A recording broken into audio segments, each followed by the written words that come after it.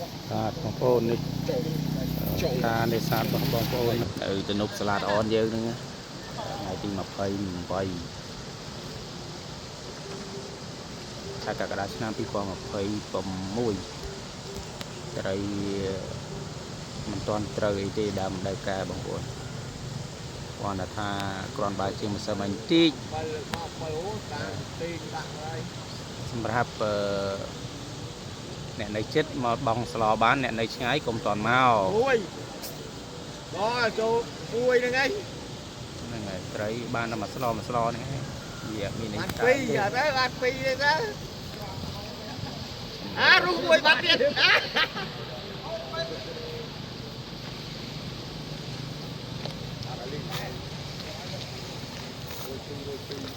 មើលអត់ស្នាញ់មួយនេះមើលអាយ៉ាពេលថតអត់មានត្រីបដ ாய் ដល់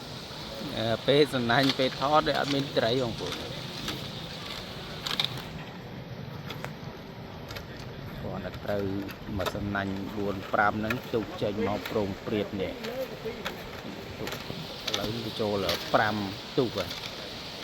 នេះក៏ត្រូវតិចទៀតត្រូវមកស្នាញ់ 4-10 ចូល 4-10 ទុកឥឡូវដល់សាប់បងប្អូន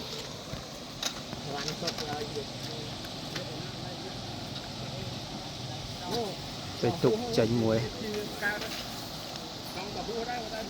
ណាកលេខស្មាត់ធំ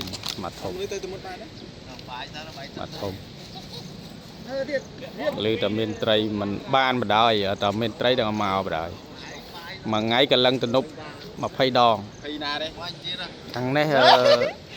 អាគៈទំនប់មួយថ្ងៃ100 ដងបើសាំងចូល2 លីត្រផ្ទះចិត្តទេតែអត់ដើរមកហើយជិះម៉ូតូ100 លីត្រមួយថ្ងៃ100 ត្រឡប់សាំង2 លីត្រមើលមកស្នាញ់ពីស្នាញ់ទៀតបងប្អូនមើលតាមហ្នឹងចឹងនិយាយចឹងត្រីគឺវាមិនទាន់ត្រូវទេតែបងស្លោបានប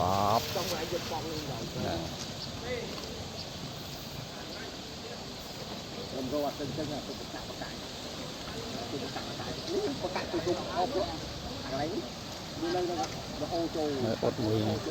ត់ទៅណាសិនមើលញិចអត់ទៀតបាយអត់ទៀតបាយនៅកោកកាទៀតឲ្យខ្លងគេដើរឲ្យខ្លងគេបងទៀតអូចូលនេះរងបាយចូលទៅម៉ែអើយល្អមែន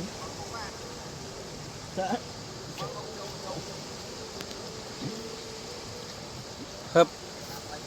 បាត់អស់ហើយ5ហ្នឹងហើយត្រីមានតែប៉ុណ្្នឹងហើយអត់មានអីលើហ្នឹងទេអស់ហើយរត់ដែរអត់មានអីលើហ្នឹងទៀតទេចុយបងលើទុកហ្